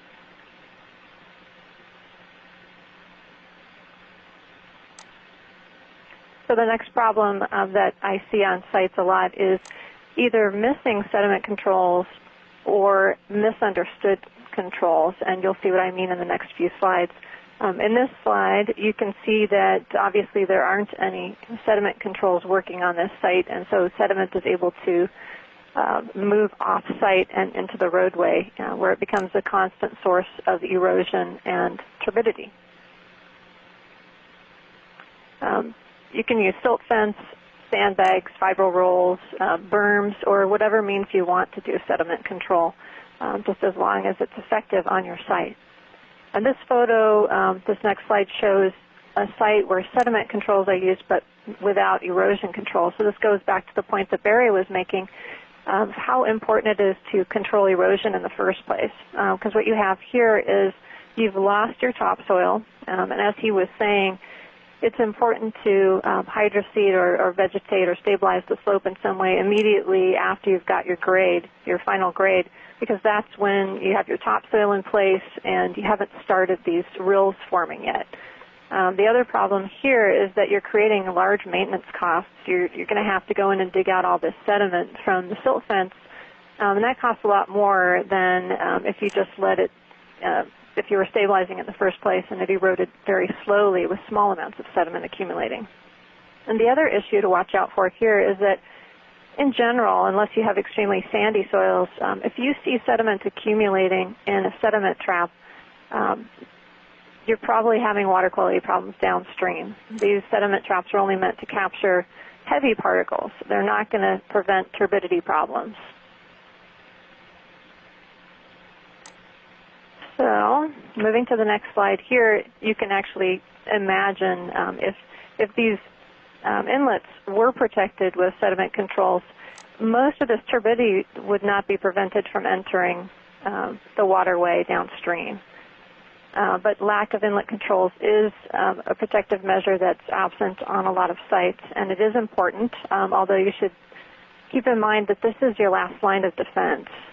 You don't want to use an inlet protection device in place of a sediment basin. It's just not going to be able to do the job of a larger sediment trap.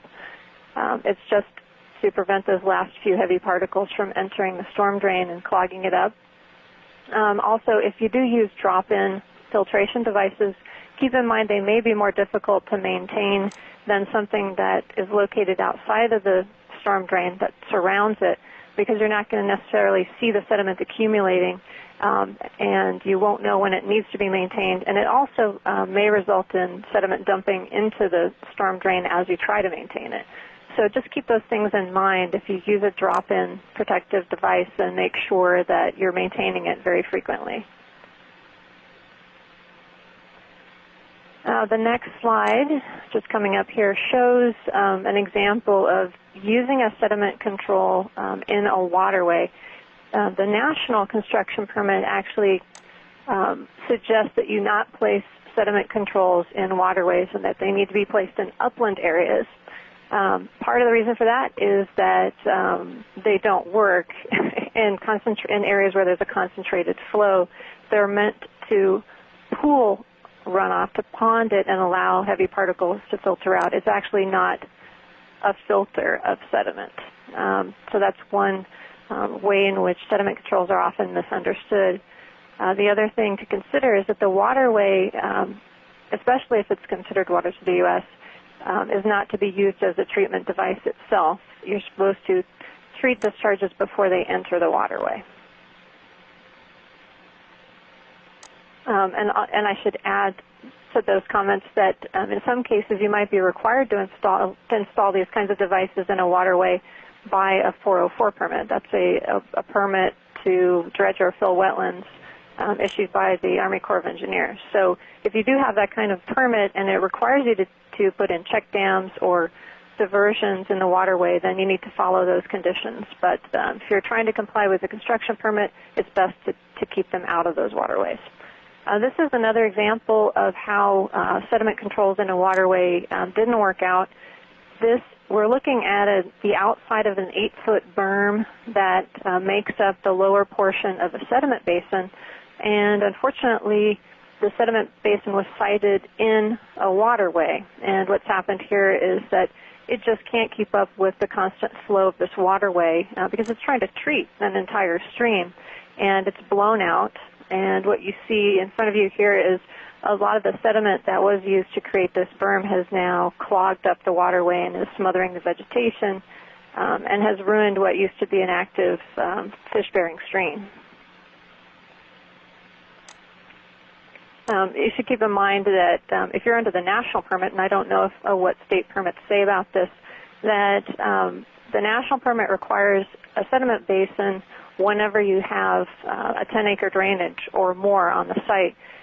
But it also allows you to use alternate means if that's not feasible. And in this case, I would have recommended, if I had any say on this site, I would have recommended that they not include a sediment basin in their stormwater controls because there just was no feasible location for it. Okay, now this slide shows poor placement of sediment controls, which actually did more harm than good. The reason for this is that the silt fences are running downslope instead of having been installed along the contour. They're meant to pond water, as I said earlier, and you don't want to use them to actually funnel discharges into a waterway, as is the case in this site. And just to give you some background, the site map showed, this is actually a highway project, and at the very top right of the screen, you can just barely see where the roadway is. All of this hillside you see is a fill area, and just down at the bottom of where the silt fences come together, you can see a little metal culvert. The site map showed silt fences running along the right-of-way on this project, so the contractor interpreted that to mean that they would run downslope right into each tributary that was crossed, and there were, I don't know, a dozen tributaries or so on this project with this situation, and it just wound up doing a lot more harm than good because the roadway wasn't stabilized, and all of the turbid discharges hit the silt fence and were funneled directly into the stream with no treatment. So please keep this in mind as you interpret your site maps. All right, the next problem is that sometimes temporary stockpiles of topsoil and other materials can be neglected. And so you want to be careful where you put them in appropriate areas, make sure that they're stabilized, and by that I mean erosion controls need to stabilize them. But then also as a second means of capturing any discharges, make sure you have sediment controls around them as well. Inappropriate areas for placing stockpiles would be in areas where you have concentrated flows, on paved surfaces, adjacent to streams where they can discharge their contents directly into the stream, or over or near a storm drain. And it doesn't seem like you would see this a lot, but believe me, I've seen it on a lot of sites where people just neglect to look at where the storm drains are located and where, drainage ditches are located, and, it looks like a nice, convenient, low spot for a stockpile.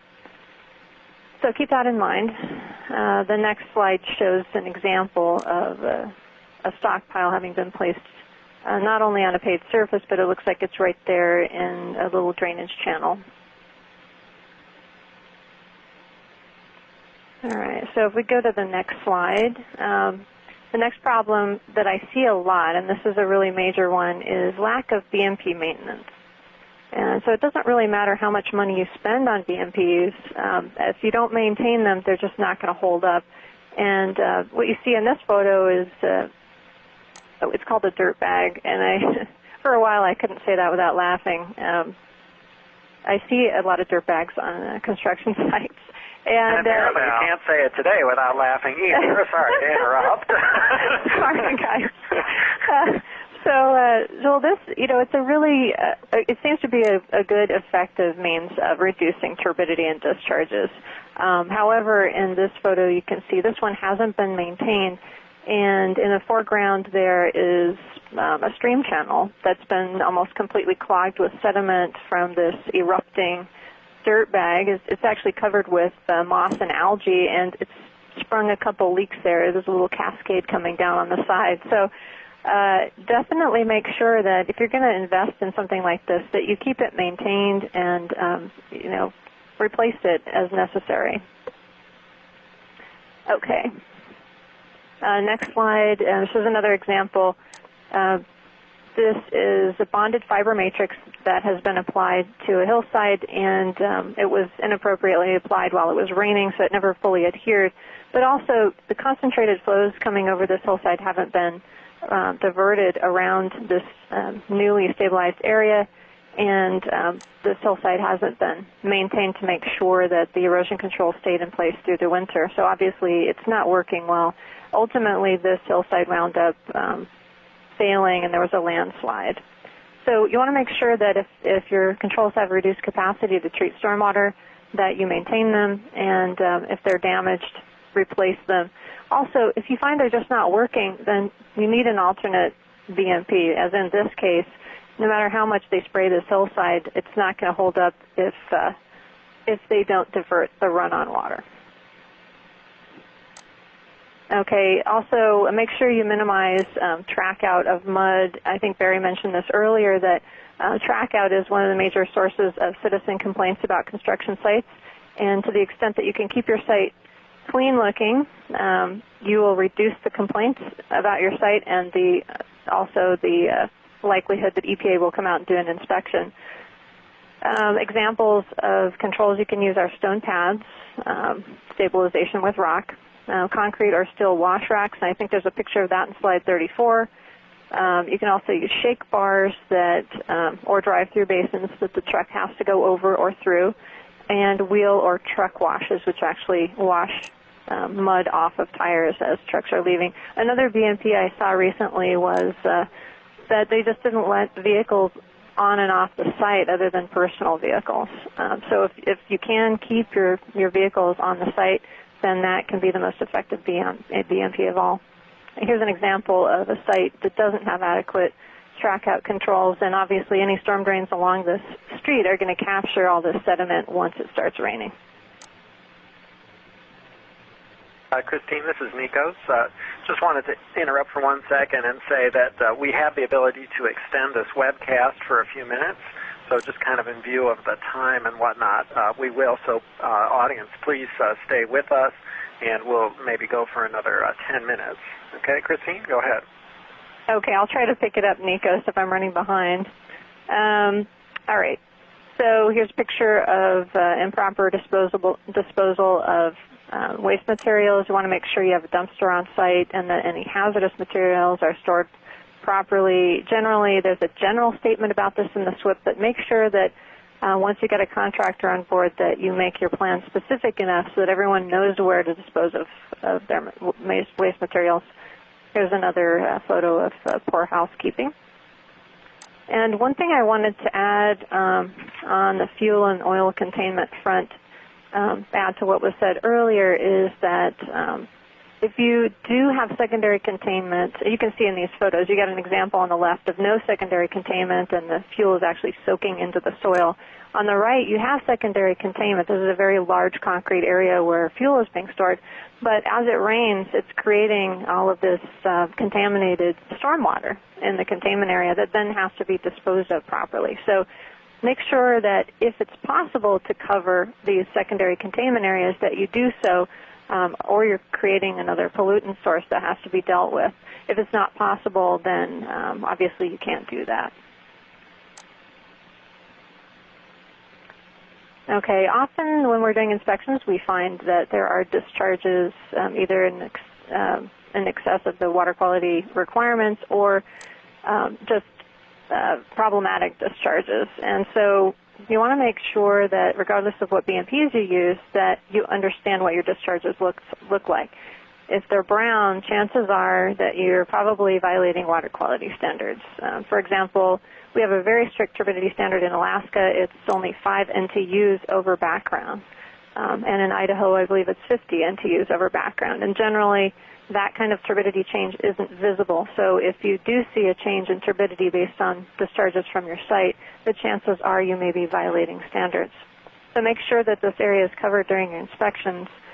This is an area that's frequently overlooked, especially because it's inconvenient to scramble your way down the side of a creek bank to see what's actually happening in the water body. But it is required usually by the permit, and it's a good idea because you don't want to be surprised by an EPA inspector's findings.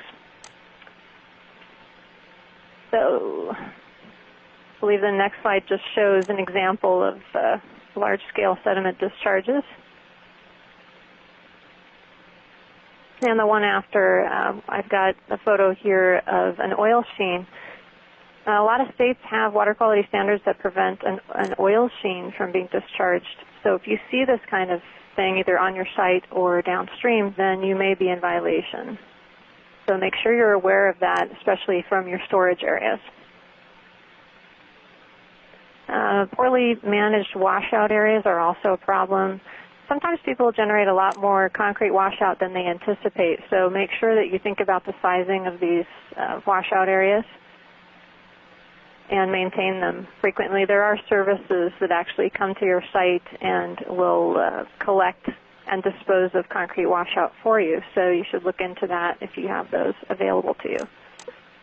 And the next slide shows that it may be important to site your washout areas properly. I would consider this a very tempting location.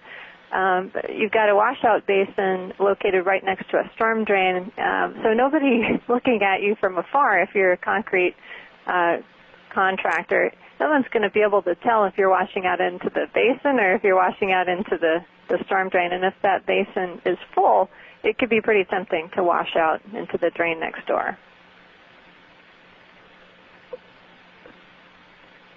Okay, you want to make sure that your BMP self-inspections are adequate and are not only meeting the requirements in the construction permit, but are accurately reflecting conditions on the site.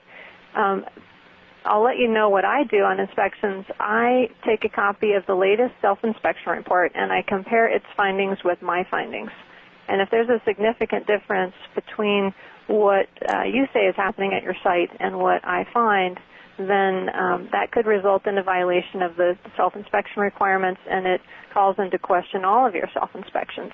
So make sure that you are adequately meeting the requirements and accurately reflecting what's happening and covering all areas that you're required to cover, not just focusing on installed BMPs to make sure your contractor is doing their job, but also make sure that you're looking at areas that may not have BMPs that need them, and storage yards, even if they're under the control of your contractor, stockpiles, discharge points, off-site borrow and fill areas, and your discharges into nearby water bodies and storm drains.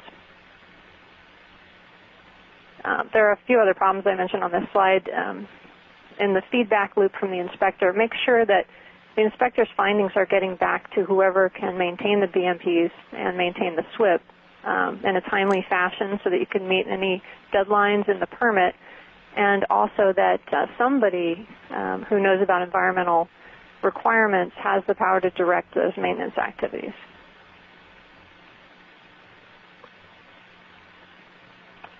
In order to address some of those problems I mentioned in how self-inspections are conducted, Nikos has included this inspection form in his SWP template, and I've circled this area here that covers overall site issues, and basically this prompts you to look at areas outside of just those that have installed BMPs. So if you look down this list in the template that Nikos has on his resource site, I believe, then it could be useful for you to going through your inspections. You do not need to use this form, but it can be helpful. All right, last issue, inadequate maintenance of the SWP. The issues I've listed here generally relate to a breakdown in communications between the engineer and the contractor. You've got someone writing the SWP and another one implementing it, and oftentimes the contractor doesn't understand their responsibility to maintain the SWP, keep it updated, make sure inspections are conducted. And so what I've listed here are some common areas that are neglected based on that misunderstanding. I won't go through them now because it looks like we want to get down to the questions. This is just a friendly photo showing someone going through an inspection. And just in summary, in order to do well during an inspection and avoid the problems I mentioned, make sure you actually have read the permit and you understand the permit's requirements. And in addition to that, make sure you've read your SWP. Know who's in charge of the site, who to direct the EPA inspector to, because, you know, if you don't direct the right person to talk with the EPA inspector or the state or local inspector, then it may appear that you have violations when you actually don't. If they don't know where the paperwork is or don't understand what's happened on the site, then it makes you look bad. Also, take the time during the inspection to listen to what the inspector says and ask questions and take notes. Sometimes it can take a while for inspectors to get back to you, so this is your best opportunity to get real-time information about what needs to be addressed on your site. And it looks like now we're going to take questions. Thank you very much, Christine. Yes, we do have a few minutes to take additional questions. As Nikos indicated, we will go a few minutes beyond the 2 o'clock Eastern time so that we can try to get as many questions answered as possible. First, I would like to remind everyone that this seminar will be archived so you can access it after today's presentation. The archived webcast will be posted within 2 weeks, so please revisit this website to view the archived presentation. We also posted the speaker's contact information in case you would like to contact them after today. You can also find a comprehensive resource list by pressing the Resources button on your screen. To view that list, you will need Adobe Acrobat Reader. I'm also pushing the slide that you saw earlier with some additional resources, including the document discussed today.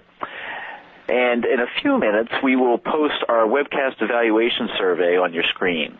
We do ask that you consider completing the survey and let us know your thoughts.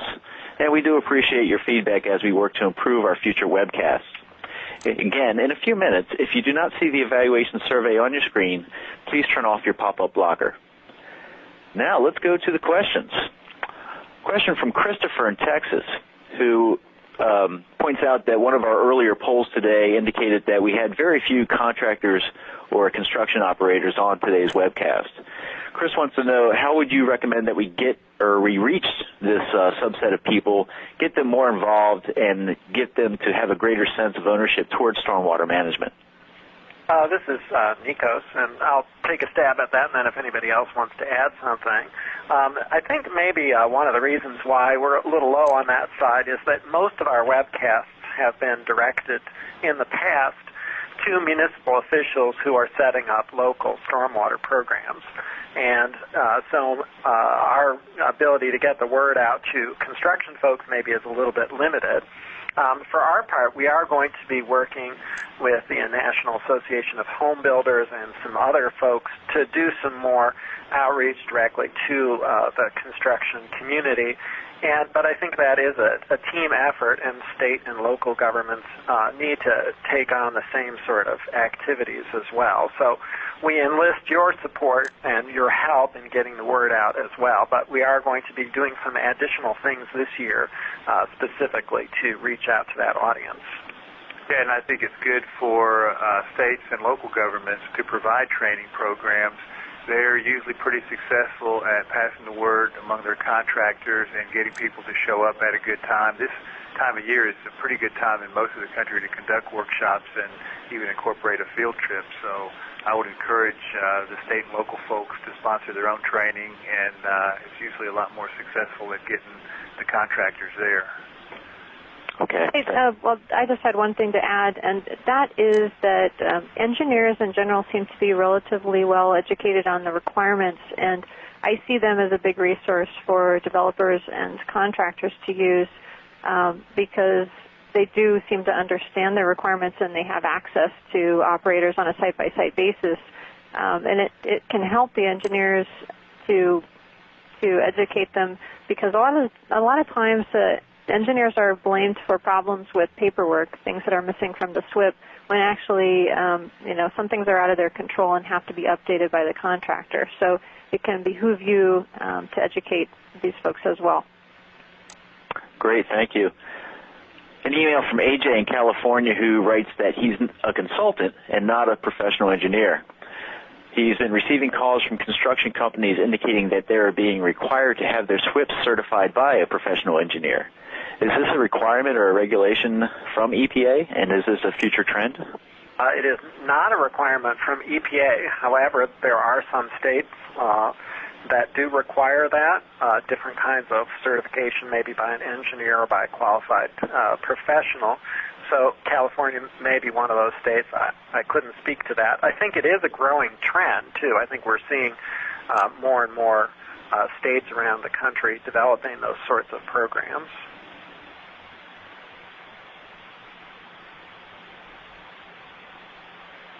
Thanks, Nikos. Email from Pam who wants to know, do contractors have the authority to modify a consultant's SWP? I'm sorry, could you repeat that? Do contractors have the authority to modify a SWP? The operator has the authority to modify the SWP. The person that is the operator, which may be the general contractor, as we pointed out before, that designation varies a little bit from state to state. But the person who is the operator does have the ability and, in fact, the duty to update the SWP. So as things change, it should be updated, yes. Okay, thank you. Michael in Michigan checks in. He wants to know, how should the costs and responsibilities of the SWP be included in bids and contracts? That's a good question, and I'm going to look at Barry and see if he has any idea. Well, I do know that this is becoming a bid item for lots of large development projects, and, it really is a responsibility for the contractors to get with the developers or whoever's sponsoring the project and talk about these requirements and talk about the need for these costs to be included in the project. But it is becoming a bid item, and it does need to be included in the cost. Great. Thanks, Barry. Going back to Texas, let's hear from Robert. Robert wants to know, I think this would be for Christine, actually. Christine, as an enforcement person, when or what do you look for to tell if BMPs have worked or are working? Well, one of the best tests, as I said earlier, is the quality of discharges. When I walk around a site and look at BMPs, I'll look for any evidence of discharges from the site into nearby waterways or into storm drains. So if I see, for instance, accumulations of sediment in a storm drain, I'm going to assume, based on the evidence that tracks them back to the site, that that's where they came from and that they're there because sediment control BMPs aren't working. I'll look for problems with stabilization measures, which would be your erosion controls, based on problems with rills and gullies forming in hillsides, or I'll look for inadequate application of erosion control BMPs. One example is if straw mulch is being used as an erosion control, then if I can see through it, then it's not going to work. If raindrops can get through that straw mulch and hit the sediment below, then it's not actually going to be doing its job. So I'll just look at it and follow the trails of sediment from the site to the waterways and basically look at it from a gravity perspective. It all comes down to gravity. Okay, thanks. Doesn't it all? Yeah. Okay, we're hearing from Dave in Indiana. And Dave wants to know, I guess, EPA folks, who at EPA should be contacted if the state permitting authority is ignoring blatant violations at specific sites? Well, there's a couple options. I know our enforcement office, and maybe Christine, you can speak to this more specifically, but our enforcement office does have a place that complaints can be sent to, and if Christine doesn't know offhand, if you send me an email, I can find out where that is. I believe it's located on one of their web pages, but off the top of my head, I can't remember exactly what the address is. So that would be one way to report those kinds of problems. Yeah, Nikos, unfortunately, I don't know that offhand. Yeah. It does seem to work, though. I mean, when complaints go to that national website and they're related to sites in Region 10, they do eventually come to me, and sometimes it takes weeks, other times it takes just hours. It just depends on who's checking that website and whether they know the person out in the region to contact. Right. If somebody wants to know that, you can send me an email, and I will track down that website address and send it back out to you. Okay. One more question? Sure. Let's do one more. Matthew in Missouri gets the final bell. Matthew says, what should permit holders and contractors do if a city or county government and government officials are giving guidelines for a SWPP that are more relaxed than the EPA requirements. And the example that Matthew cites is his county government inspectors telling the contractor they don't need a construction entrance or washdown station. Should we follow his advice, or do we go with EPA's recommendation? Okay. Well, would you like my advice? Oh, go ahead, Christine. Please. I would always go with what is more stringent. Yes, and then that's the general rule. If the local guidelines are more stringent than EPA's, then go with the local guidelines. If EPA's are more stringent, definitely follow EPA's.